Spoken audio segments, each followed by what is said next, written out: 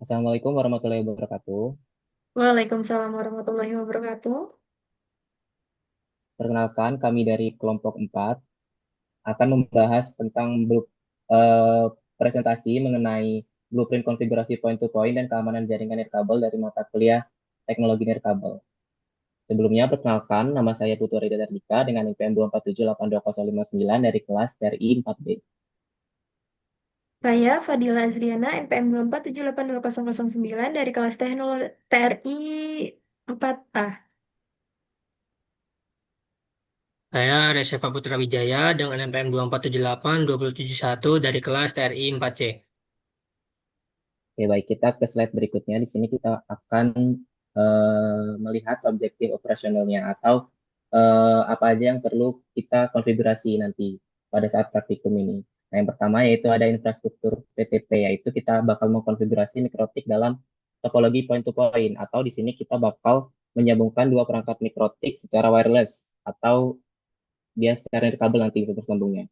Nah, di sini dia itu ada AP bridge dan station. Jadi yang satu perangkat nanti bakal menjadi server dan satunya itu bakal menjadi klien. Nah, tujuannya ini yaitu bisa mentransmisikan data secara nirkabel atau tidak menggunakan kabel.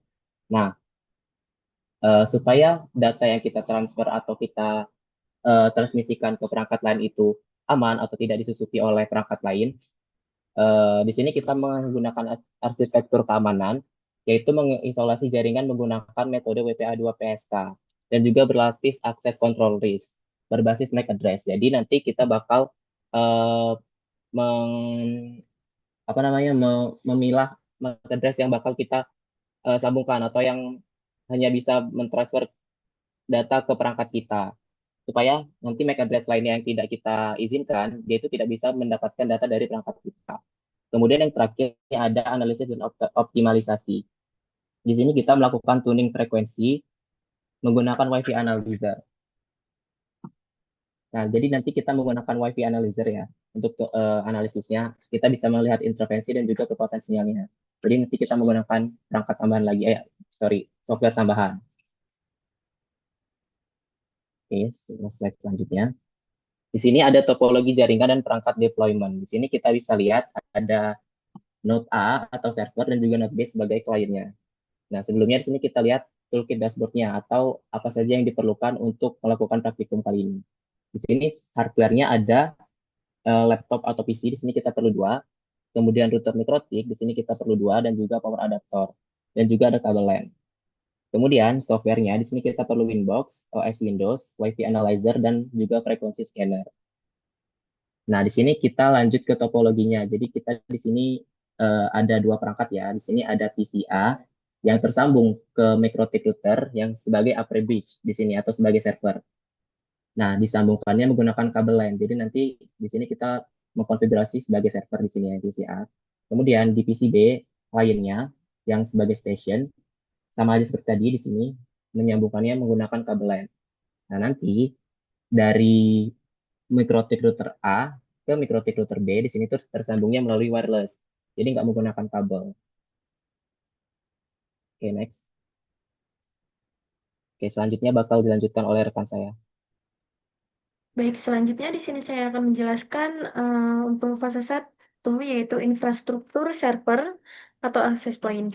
Nah, di sini bagian ini saya akan menjelaskan bagaimana proses konfigurasi server sebagai access point pada jaringan wireless point to point.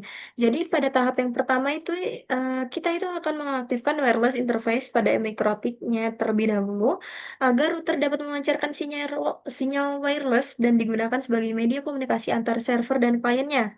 Terus, di sini kita akan mengkonfigurasi router, yaitu menggunakan mode AP Bridge, sehingga mikrotik itu dapat berfungsi sebagai akses point-nya. Jadi pada konfigurasi ini, kita juga menggunakan di sini dapat dilihat ada frekuensinya, yaitu menggunakan frekuensi 2442, yaitu pada channel 2, channel 7, maaf, channel 7. Dan SSID-nya yaitu karena kami kelompok 4 maka kami menamakan SSID-nya kelompok 4 sebagai identitas jaringan wireless agar klien ini dapat mengenali akses point yang akan dihubungkan gitu. Terus selanjutnya di sini frekuensinya itu kan kita menggunakan channel 7 karena kenapa? Di sini pemilihan channel 7 ini dilakukan berdasarkan hasil analisis menggunakan Wi-Fi analyzer dan juga berdasarkan pembagian channel antar kelompok praktikum saat kami praktikum di kelas. Jadi kami berdiskusi terlebih dahulu dengan teman-teman kami. Di sini tujuannya agar pembagian channel ini di antar kelompok praktikum itu menggunakan menggunakan channel yang tidak sama gitu sehingga interferensi pada jaringannya itu dapat dikurangi. Jadi pada channel 7 ini walaupun masih pada saat kita lihat dan kita analisis di Wi-Fi analyzer-nya dia itu mengalami overload dengan beberapa jaringan di sekitarnya, tetapi koneksi wirelessnya masih cukup stabil, makanya kami tetap menggunakan channel 7 ini untuk komunikasi antar server dan klien. Kemudian di sini juga servernya ini kami beri IP address yaitu 192.168.4.1/24 pada interface WLAN 1 agar router ini memiliki alamat jaringan untuk proses komunikasi data. Nah, untuk keamanan jaringannya itu digunakan security profile yaitu WPA2 PSK dengan inskripsi AS/CCM agar jaringan wireless ini lebih aman dan tidak dapat diakses oleh sembarang perangkat. Jadi pada dashboard juga dapat terlihat statusnya running app yang menunjukkan bahwa akses point ini berhasil aktif dan siap melayani koneksi dari klien. Selanjutnya, next. Selanjutnya pada arsitektur keamanan berlapis atau ACL. Jadi pada praktikum kemarin kami menggunakan ACL yaitu Access Control List. Nah, ACL ini apa? ACL ini adalah fitur keamanan pada mikrotik yang digunakan untuk mengatur perangkat mana saja yang boleh terhubung ke jaringan berdasarkan MAC address perangkatnya. Jadi pada praktikum kemarin itu kami tidak tidak menggunakan semua perangkat itu hanya tidak bisa kita setting agar tidak semua perangkat itu bisa langsung connect ke access point kami. Jadi hanya perangkat yang sudah kami daftarkan MAC address-nya yang bisa kami izinkan untuk masuk ke jaringan wireless kami. Jadi pada gambar ini terlihat perangkat ini sudah terdaftar, dapat melewati proses autentikasi dan berhasil terkoneksi ke jaringan, ditandai dengan panah hijau atau simbol centang. Sedangkan perangkat yang MAC address-nya tidak kenal atau belum terdaftar akan langsung ditolak dan ditandai dengan panah merah atau tombol silang. Selain itu, pada konfigurasi ini fitur default authenticate itu juga dinonaktifkan. Tujuannya supaya perangkat asing ini tidak bisa langsung connect secara otomatis ke jaringan meskipun mengetahui password Wi-Fi-nya. Jadi, keamanan jaringan pada praktikum kami kemarin itu tidak hanya menggunakan password WP atau PSK saja, tetapi juga kami tambah filtering MAC address-nya. Juga menggunakan ACL ini sehingga akses jaringannya itu menjadi lebih aman, lebih terkontrol, dan hanya perangkat tertentu yang dapat terhubung ke akses point kami. Selanjutnya, pada slide yang ke next, oke. Nah, di sini ada analisis spektrum dan turning channel 2.4 GHz.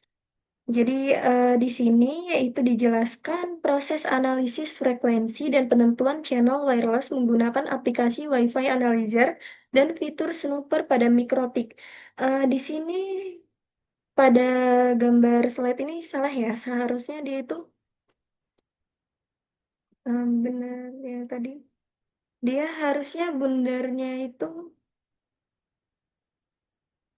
nah di sini harusnya pada kelompok 4, pada di bagian yang kelompok 4 itu, bukan di bagian channel lain itu. Nah, pada grafiknya itu yang kami lihat pada Wi-Fi analyzer itu menunjukkan bahwa kondisi jaringan wireless di sekitar area praktikum pada frekuensi 2.4 GHz terlihat bahwa cukup banyak SSID yang aktif dan beberapa channel yang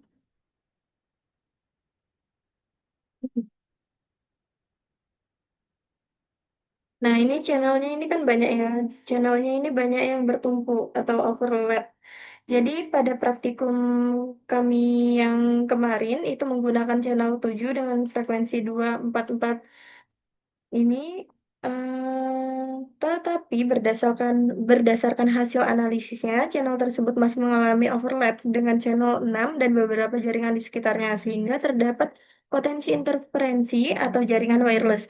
Jadi, interferensi ini dapat menyebabkan koneksi menjadi kurang stabil, bandwidth-nya menurun, dan latensi meningkat pada kondisi jaringan terlalu padat. Walaupun begitu, channel 7 tetap kami pilih ya berdasarkan hasil diskusi kemarin. Jadi, pemilihan channel ini tidak hanya berdasarkan WiFi analyzer juga, tetapi berdasarkan kesepakatan kami dan teman-teman kami. Selanjutnya, nah, pada slide selanjutnya di sini ada fase 2 yaitu konfigurasi endpoint station. Jadi, di sini saya akan menjelaskan proses konfigurasi endpoint-nya atau klien pada jaringan wireless. Kalau pada sisi klien, wireless itu dikonfigurasi menggunakan mode station agar perangkat dapat menerima sinyal dari access point servernya. Jadi sebelum terhubung, klien ini terlebih dahulu melakukan scanning untuk mencari SSID target yang dipancarkan oleh access point. Nah, setelah SSID ditemukan, klien kemudian menghubungkan diri ke jaringan wireless menggunakan frekuensi yang sama. Kalau pada konfigurasi ini, klien ini terhubung ke karena kami kemarin pasangannya dengan kelompok 13, jadi kami menghubungkannya ke target SSID-nya yaitu pada access point dengan nama kelompok 13, yaitu dengan menggunakan frekuensi 2422 ini dengan channel 3, lalu dengan jaringan 2.4 GHz. Kemudian pada bagian IP allocation digunakan DHCP klien pada interface WLAN 1 agar klien ini dapat memperoleh IP address secara otomatis dari server tanpa perlu konfigurasi manual. Nah, hasil konfigurasinya menunjukkan klien ini berhasil memperoleh dynamic IP yaitu 192.168.13.1/24 sehingga komunikasi data antar klien dan server ini dapat berjalan dengan baik. Untuk keamanan jaringannya digunakan security profile WPA2 PSK agar koneksi wireless tetap aman dan hanya perangkat tertentu yang dapat terhubung ke jaringan. Jadi pada bagian atas juga terlihat statusnya ini sudah connect yang menunjukkan bahwa klien ini berhasil terkoneksi ke access point server dan komunikasi wireless sudah berjalan dengan baik.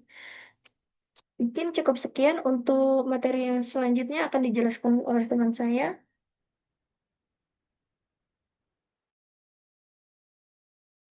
Oke, di sini lanjut ke bagian matriks komparasi node, yaitu server versus client. Nah, jadi untuk memudahkan pemahaman mengenai struktur hierarki jaringan ini, kami menyusun matriks komparasi antar node. Jadi, dari sisi peran logis, server ini sebagai pusat transmisi ataupun pemancar, sedangkan klien itu adalah titik akhir ataupun penerima. Lalu dari sisi mode mikrotiknya, server menggunakan AP bridge, sementara klien menggunakan station. Lalu untuk profil jaringan, menunjukkan perbedaan frekuensi yang digunakan untuk memisahkan domain traffic antara channel 7 versus channel 3 di sini. Lalu IP itu diatur secara statis di sisi server untuk stabilitas gateway dan secara dinamis via DHCP di sisi klien untuk fleksibilitas. Lalu untuk postur keamanannya sendiri, kita menempatkan server itu sebagai enforcer ataupun penegak aturan ACL dan klien itu sebagai suplikan ataupun pihak yang mematuhi protokol WPA2. Lanjut ke slide selanjutnya. Nah, di sini ada telemetri diagnostik, menganalisis konektivitas dan latensi. Jadi kualitas sebuah link tidak hanya diukur dari status terhubung, tetapi dari data telemetrinya. Nah, pada panel 1, signal integrity-nya kami mencatat angkanya min 44 slash min 41 dBm, yang dimana angka ini sangat optimal karena berada dalam jangkauan yang sangat kuat. hampir mendekati 0 dBm, yang menjamin stabilitas data link tanpa fluktuasi berarti. Pada panel kedua, kami memvalidasi jalur data dengan ICMP ping test ke target adalah 192.168.13.1. Hasilnya menunjukkan paket loss sebesar 0% dengan rata-rata RTT ataupun round trip time sebesar 0 ms. Data ini secara empiris membuktikan bahwa komunikasi dua arah berjalan persisten tanpa gangguan, sekaligus memvalidasi bahwa konfigurasi IP dan aturan ACL kami telah berjalan dengan sempurna. Lanjut ke slide selanjutnya. Nah, di slide ini kita lanjut ke uji beban ataupun bandwidth test, B-test UDP. Jadi pengujian pamungkas dilakukan melalui bandwidth test ataupun B-test menggunakan protokol UDP untuk mengukur kapasitas maksimal tanpa overheat. Hasil grafik menunjukkan transfer data yang relatif sangat stabil dengan fluktuasi minimal 10. Rata-rata transmisinya sendiri ataupun TX total average mencapai 58,8 Mbps dan rata-rata penerimaan ataupun RX total average mencapai 62,0 Mbps.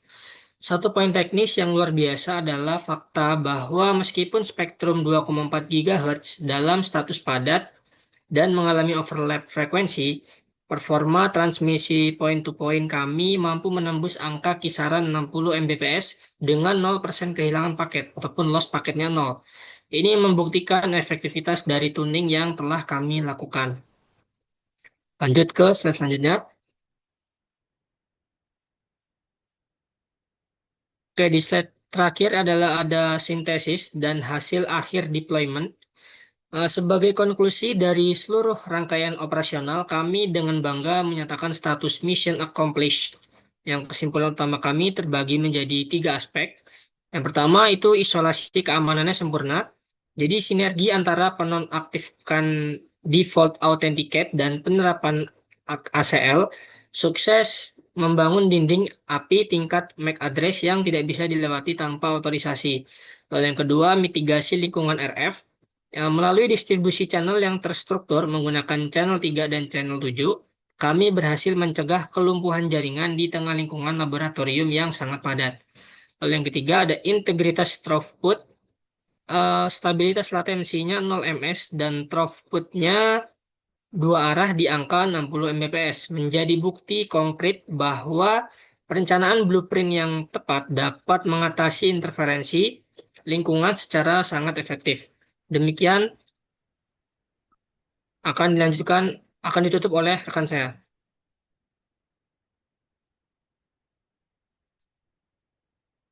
Oke, baik. Mungkin cukup sekian penjelasan kami mengenai materi konfigurasi point-to-point dan keamanan jaringan nirkabel.